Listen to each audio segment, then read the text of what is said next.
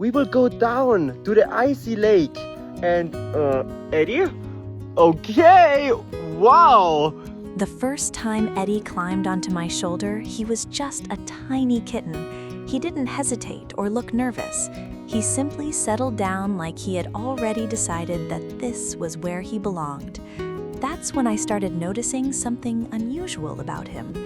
Eddie wasn't interested in staying in one place. While most cats were happy watching the world through a window, Eddie wanted to know what was happening on the other side of it. He would sit near the door whenever I prepared to leave, watching me closely as if he were waiting for an invitation. Eventually, I decided to give him one. I thought, why not take Eddie somewhere completely different? So we headed toward the mountains. For the first trip, I brought a carrier, harness, and leash. I wasn't expecting much, honestly. I was mostly curious to see whether he would even enjoy being outside. But the moment Eddie stepped onto the trail, his whole personality changed.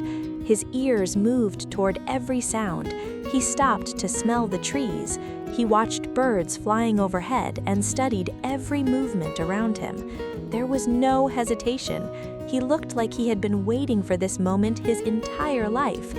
"Look at you," I remember saying. Eddie simply kept walking. After a while, we stopped to rest, and just like that first day at home, Eddie climbed onto my shoulder. He sat there looking over the mountains, completely calm. It was almost funny. He looked less like a house cat and more like a tiny guide who had decided to supervise the entire trip. From then on, our adventures became something we both looked forward to. We explored winding trails, walked beside rivers, climbed toward viewpoints, and sometimes simply stopped because Eddie found something interesting. He never seemed to care about how far we had gone. He cared about what was around him. That's something I started learning from him. One evening, we decided to stay overnight in a tent. I worried about the darkness. I worried about strange noises. Most of all, I wondered whether Eddie would feel trapped or frightened. But as soon as we settled inside, he came close. He curled up against me, rested his face near my shoulder, and slowly fell asleep. I stayed awake for a while, just watching him. That's when I understood. Eddie wasn't fearless because the mountains were harmless.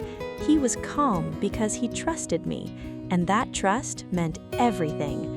The next morning, he was ready to explore again. Sometimes he would walk ahead of me, then suddenly stop and look back. If I didn't follow, he would wait. It almost felt like he had decided that he was responsible for showing me the way. And surprisingly, Eddie often found the best places. A quiet stream hidden behind trees, a meadow filled with wildflowers, a beautiful viewpoint where we could sit without another person around. One day, we came across a huge field of blueberries. I stopped to pick some, and Eddie immediately became interested.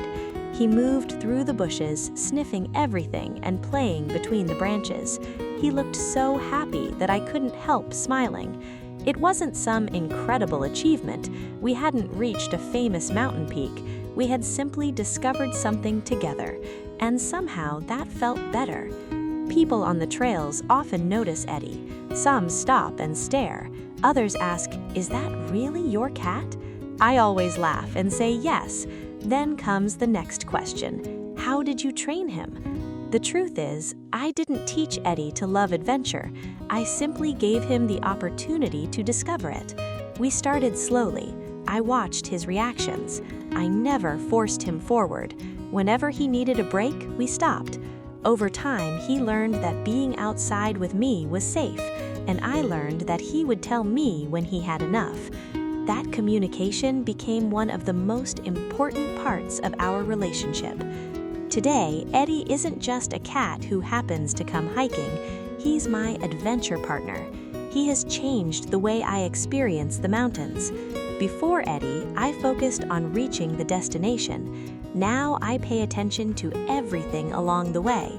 The sound of a river, the smell of the forest, a bird calling from somewhere above, the sunlight disappearing behind a mountain. Eddie taught me to slow down. Sometimes we don't need to climb higher or go farther. Sometimes we just need to stop, sit together, and enjoy where we already are. I don't know how many more trails Eddie and I will explore. There will probably be more mountains, more rivers, and plenty of unexpected turns. But I'm not worried about where the next adventure leads, because I know Eddie will be beside me. Maybe he'll walk ahead, maybe he'll climb onto my shoulder, or maybe he'll discover another hidden path and expect me to follow.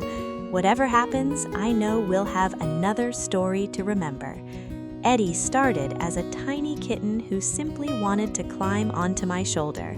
Somehow, he became the friend who taught me that the world is much more beautiful when you experience it together.